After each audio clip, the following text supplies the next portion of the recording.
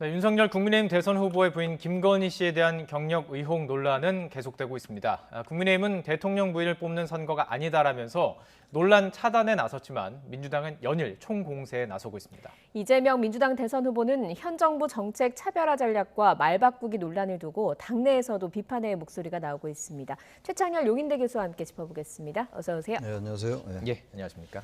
먼저 이재명 후보 행보부터 좀 짚어보도록 하겠습니다. 일단 코로나19 음성 판정이 나왔고요. 다시 일정을 재개했습니다. 지금 첫 일정으로는 코로나 관련해서 지금 뭐 이렇게 여러 가지를 이야기하고 있고 방문을 하고 있습니다. 이 행보는 어떤 의도가 있다고 보시죠?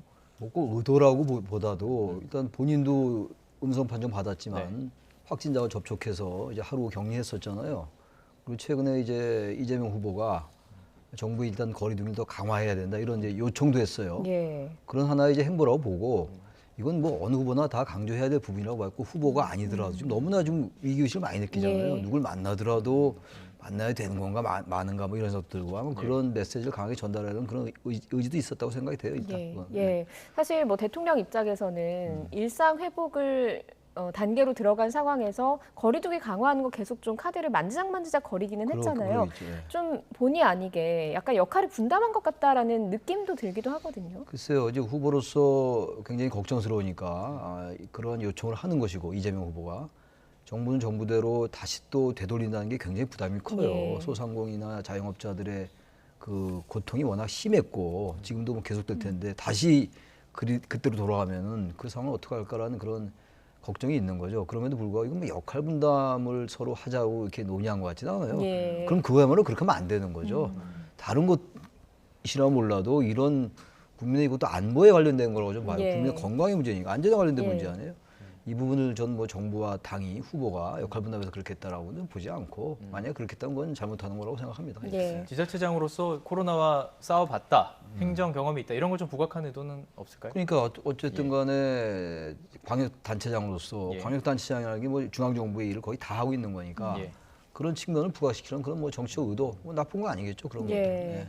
그런데 뭐 사실 거리두기를 강화하게 되면 이재명 후보도 상당히 좀 타격을 입을 수 있거든요. 그렇죠. 메타버스를 중단해야 되는 상황이 되는데 이 메타버스, 그러니까 매주 타는 버스가 네. 사실은 지지율을 좀 올리는데 상당히 영향을 미쳤다라는 이야기도 많거든요. 그럼에도 불구하고 이렇게 한 것은 그게 더 유리하겠다 이렇게 판단을 한 것으로 봐야 자꾸 이제 되겠습니다. 그 의도 뭐 유불리 예. 따질 수밖에 없겠지만 워낙 지금 이 오미크론 위기가 높아지고 있잖아요. 뭐 증상이 뭐 약하다라는 얘기도 있고 꼭 그렇지 않다라는 얘기도 있단 말이에요. 그래서 이 부분은 메타버스가 문제가 아니라 굳이 따진다면 메타버스보다 오히려 이 부분이 어떤 실행력 그리고 어떤 그 현안에 대응한 능력 뭐 이런 걸 강조한다고 생각할 수 있는데 저는 네. 너무 이거조차도 뭐 과하게 선거 공학적으로 따지는 건 좀 적절치 않지 않겠는가라는 생각은 드네요. 예, 알겠습니다. 자, 이재명 후보 뭐 계속해서 이 대선 과정을 이어가면서 현 정부와 좀 선긋기를 하고 있죠. 어떻게 보면 차별화 전략이라고 보는 분도 계신데 당 내부에서는 우려의 목소리도 나오고 있습니다. 이상민 공동선대위원장의 발언 듣고 계속 이야기 이어가겠습니다. 정해진 정책의 기조, 매우 예민하고 중요한 정책을 흔들어 놓을 정도로 하는 건 매우 바람직하지 않습니다. 이것이 자칫 문재인 정부의 부동산 정책에 혼란으로 시그널을 줘서 시장에 엄청난 혼란과 또 출렁이게 만들 수 있는 요인을 제공하는 거거든요. 후보의 입장에서 자꾸 나서서 이래라 저래라 당 문제 또는 정부 문제 이렇게까지 하는 건 저는 지나치다고 생각됩니다. 지난번 민주당의 이재명이 아니라 이재명의 민주당이 되겠다라고 해서 저는 질겁을 했거든요. 예. 민주당 이재명 후보는 이재명의 민주당이 아니고 민주당의 이재명 후보입니다. 뭐 사실 이재명의 민주당이라는 이야기가 나온 거는 선대위가 너무 메머드급이다 보니까 이렇게 합쳐지지 않는다, 원팀으로 되지 않는다 이러면서 이재명의 민주당으로 탈바꿈하겠다라고 했던 건 아니겠습니까? 그런데 정책 기조까지 좀 당하고 엇박자를 내고 있거든요. 이래서 이런 우려의 목소리가 나오고 있는 것 같습니다.만 어떻게 보셨습니까? 우선 1차적으로 전 이재명의 민주당은 적절치 않다고 생각해요. 왜 그 말씀드리냐면 국민의힘도 그렇고 민주당도 그렇고 후보가 당을 장악해야 된다는 그런 의식이 있는 것 같아요. 저는 그건 바람직하지 않다는 거예요. 그리고 정당이 후보를 배출한 거거든요. 우리가 보통 얘기할 때 이 청와대와 집권당과의 관계를 많이 얘기합니다. 그래서 집권당이 그래서 너무 청와대의 어떤 그 종속 변수 아니냐 이런 비판을 많이 받아요. 근데 아직 대통령도 안 됐는데 후보 때부터 이렇게 당을 장악하고 갑자기 경선 후보에서 후보가 되면 대선 후보가 되면은 완전히 당 무소권을 장악한다. 그건 대권과 당권을 분리한 그 원래 노무현 정권 때의 그 정치개혁 의도와 좀 맞지 않다고 봐요. 예. 물론 이 선거는 후보 중심으로 돼야 되는 건 맞습니다. 예. 선대위도 후보가 짜는 게 맞는 것이고 후보가 당사자니까 그렇다 하더라도 정당은 정당의 역할이 있는 거예요. 좀 그러면서 모두 이재명의 민주당이란 말 맨 처음에 들었을 때 저건 뭔가 자연스럽지 않다. 좀 그런 생각이 들었는데 저는 뭐 그건 또 나름대로의 뭐 의미가 있다 손 치더라도 예. 지금 여러 가지 지금 조국 사태에 대해서 사과했던 거, 저는 이런 거는 바람직한 거라고 봐요. 예.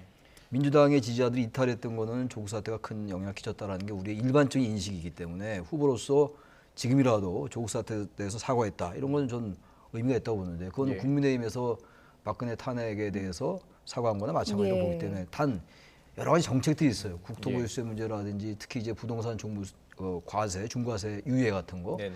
이런 것들은 대단히 민감한 문제들이고 정책에 특히 부동산 정책이 이제 문재인 정부가 실패했다는 건 다 인정하는 겁니다만 예, 예. 적어도 어떤 그 정권의 방향이 있는 거거든요. 부동산 정책의 일관된 방향, 그러니까 정책의 일관성, 정책의 신뢰성이라는 측면에서 볼 때는 그거는 되게 불편할 수 있어요. 또 그것만 있는 게 아니라 기본소득 같은 경우도 그렇고 예. 기본소득은 이재명 후보의 브랜드였는데 그것도 어쨌든 철회했고 네. 처리할 수 있다고 봅니다.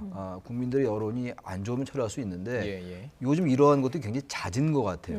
너무 빈번하다 보니까 그 후보의 그 소신이나 철학보다는 일단 표를 지나치게 의식하는 거 아닌가. 지나치게 의식한다. 표를 의식하는 건 예. 당연한 건데 네네. 표를 과도하게 의식해서 본인의 철학이나 소신보다는 지나치게 표를 의식한다. 네. 그래서 뭐 포퓰리즘이라는 얘기가 아니라 표퓰리즘이라는 말도 한단 예. 말이에요. 그런 것들하고 어떻게 접점을 찾아가냐의 문제인데 그게 저는 약간 좀 이재명 후보가 너무 표를 의식하는 측면이 좀 강하게 부각된 면이 있다라고 생각합니다. 지금 말씀하신 바로 그 부분을 이제 윤석열 후보가 공격한 것으로 네. 보입니다. 오늘 SNS에 조금 전에도 이제 얘기 나눠봤지만 콩으로 매주를 쓴다 해도 믿지 못한다. 왜 네. 자꾸 말을 바꾸느냐라고 공격을 시작을 했어요. 지금 말씀하신 그 부분을 딱 지적을 하고 있는 거죠.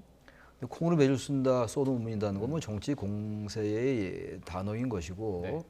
일반 유권자들이 어떻게 생각하냐가 문제예요. 예. 역시 선거는 유권자들의 의지가 작동되는 것이기 때문에 유권자 인식이 어떻게 반영되냐 문제거든요. 인식에. 근데 여러 가지 지금 아까 말씀드린 전두환 발언 같은 건 저는 썩 그렇게 적절한 말이 아니라고 봐요. 물론 네. 경제에 국한시켰다 하더라도 전두환 시대 자체는 공과 과를 논할 의미가 없다라고 저는 생각하는데 제가 윤석열 후보가 그 발언했을 때 굉장히 비판을 많이 했어요. 윤 후보에 네. 대해서. 제가 아마 가장 수위 높게 비판한 것 같은데 이재명 후보의 경우도 물론 경제에 국한시켰지만 굳이 따지면 과도한 비율일지 모르겠습니다만 일제시대 때도 근대화를 일제가 앞당겼다라고 이상한 논리를 핀 사람도 있어요. 예. 뭐 반일 종족주의 같은 게 그런 거예요. 그럼 일제시대에 그런 논의하는 게 말이 안 되잖아요. 그러니까 이거를 전두환 시대와 일제를 비교할 수는 없다 하더라도 예. 이건 민주당의 정신뿐만이 아니라 일반적으로 볼 때 상당히 과도하다고 생각해요. 이런 부분들. 이러다 보니까 이게 뭔가 이재명 후보가 너무 빠른 건 좋은데 빠르게 대처하고 표를 네. 빨리 의식해서 중도층을 의식하는 건 좋은데 이게 본인의 철학이나 민주당의 여러 가지 정신들과 좀 위배되는 측면 이런 것들은 예. 오히려 중도층의 표를 가져오기보다 예. 오히려 이탈시킬 수 있다고 이탈시킬 생각합니다. 수도 예, 있다. 이탈시킬 수 오히려. 있다. 예. 뭐 지금 사실은 박영선 전 장관도 합류를 했고요. 그 여러 가지 측면에서 이해찬 전 대표도 나왔고요. 뭐 중도층을 잡느냐, 뭐 집도끼를 잡느냐 네. 이거는 사실은 좀 의견이 분분하잖아요. 이재명 후보의 전략에 좀 어떤 미스가 있다고 보시는지요? 그 뭐 미스라기보다는 최근에 이제 이해찬 전 대표도 이제 그야말로 등판하고 예. 유시민 작가, 유시민 뭐 정치평론가, 이분도 이제 나섰단 말이에요. 이런 부분들은 이제 진영의 결속을 단단히 한다는 측면에서 의미가 있습니다. 그리고 이른바 집토끼를 더 이제 강화한다라는 거, 응집을 더 이제 견고히 한다는 건 의미가 있는데 과연 이분들의 등판이 중도층의 표를 겨냥할 수 있을까는 전혀 다른 문제다라는 생각을 해요. 그리고 이분들이 나와서 의외로 민주당의 그 간판 스타들임에도 불구하고 상당히 객관적으로 중도층의 입장에서 얘기한다면 오히려 전 표를 가져올 수도 있다고 보는데 네. 유시민 작가 같은 경우는 이제 정치평론을 안 한다고 했다가 이번엔 정치평론을 재개한다고 그랬어요. 예. 그 정치평론이라는 건 어느 편을 읽으면 그 정치평론이 이미 아니에요. 그 진영에 속한 사람에 불과한 거예요. 그 당의 어떤 그 간판 달고 나온 사람은 그렇게 얘기하는 거 맞죠? 예. 아까 오신환 전 의원 같은 경우 당연히 그렇게 얘기하는 건 맞는 거예요. 네. 국민의힘 선대위니까. 국민의힘 선대위라는 분이 너무 저쪽으로 얘기하면 안 되는데 이재명 후보의 중도층을 견인하려면 적어도 중도층이 인식할 때 고개를 끄덕거릴 수 있는 말을 해야 돼요. 그래야 정치평론가로서 유시민 이 의미가 있는 거거든요.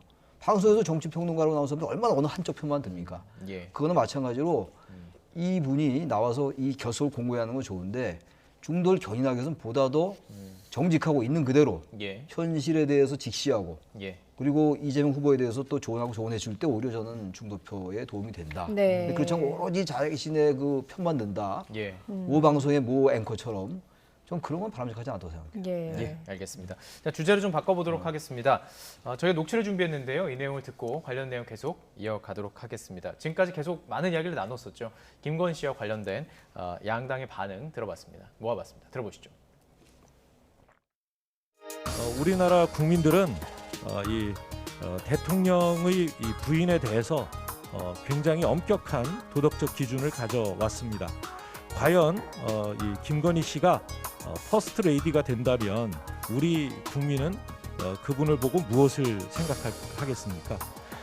우리 청년들은 이 청년 실업 문제에 대처하기 위해서 허위 이력서 작성하는 법을 배워야 하는 것 아닌가 이렇게 생각할 수 있습니다.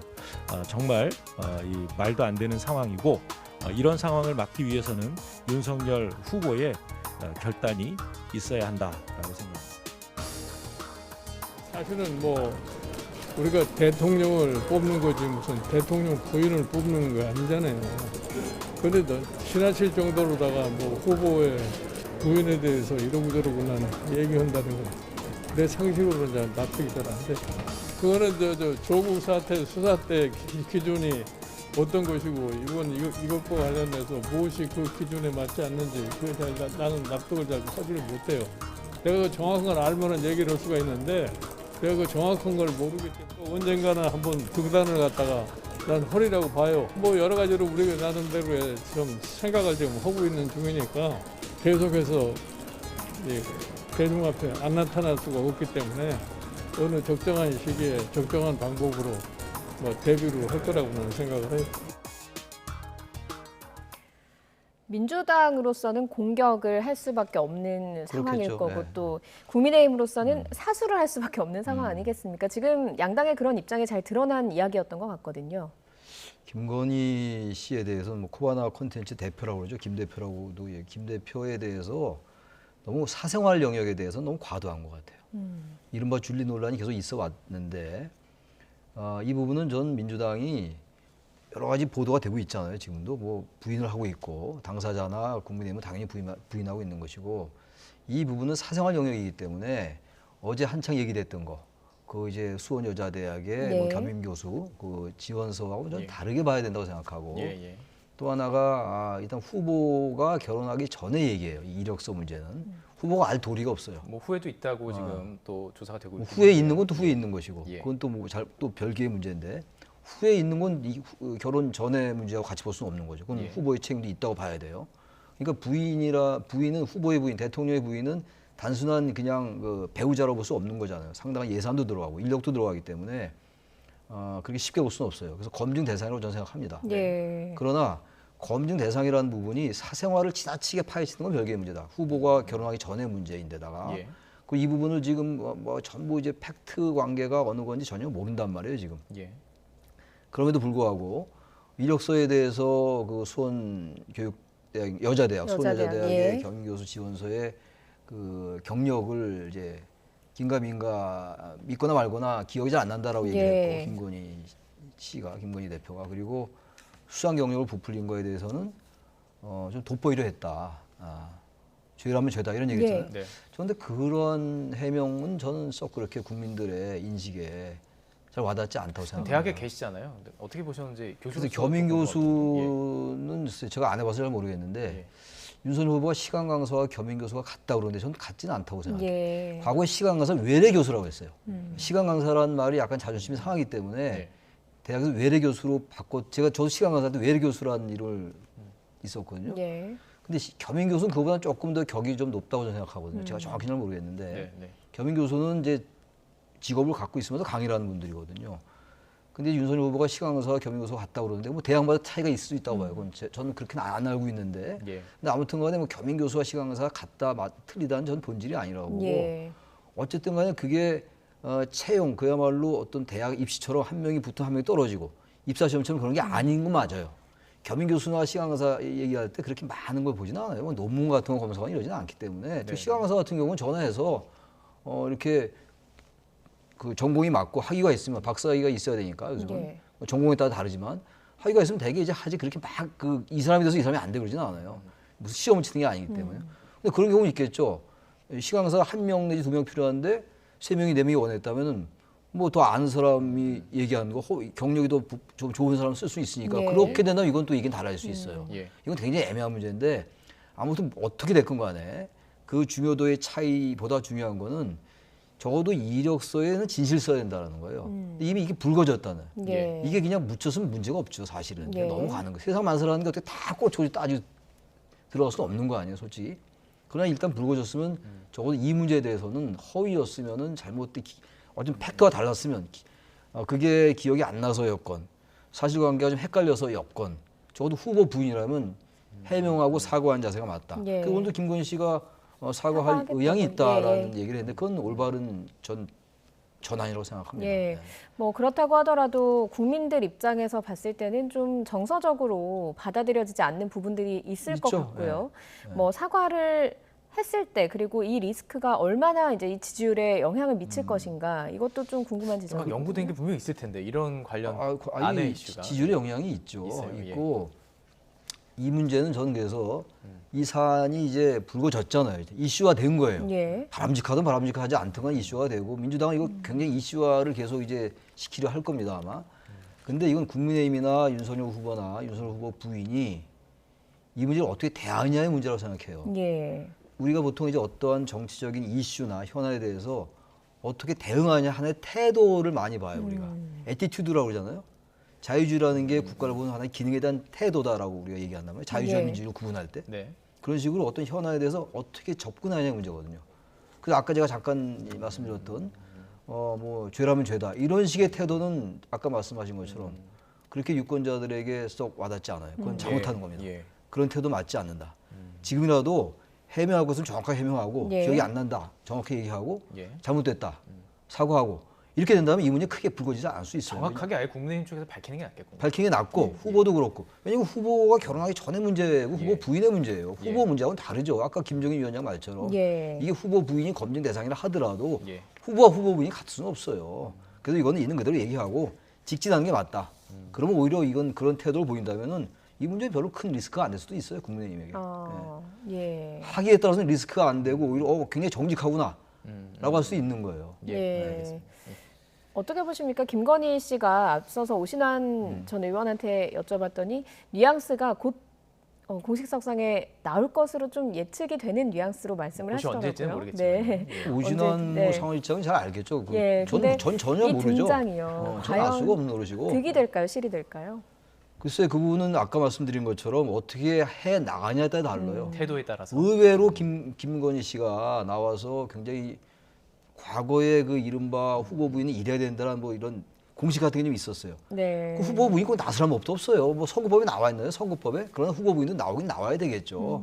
그래서 지금 국민의힘 일부에서는 강난이 모델, 박원순 전 시장의 부인이 강난이 씨였거든요. 그 문제는 네. 안 나왔어요. 그런 얘기를 하는 분도 있어요. 있긴 네. 있는데 나오긴 나올 것 같아요. 근데 서울시장이랑 대통령 후보는 다르죠? 다르잖아요. 네. 후보 부인이 나오긴 나와야 될 겁니다. 그래서 이른바 등판이라는 표현을 쓰는데 예.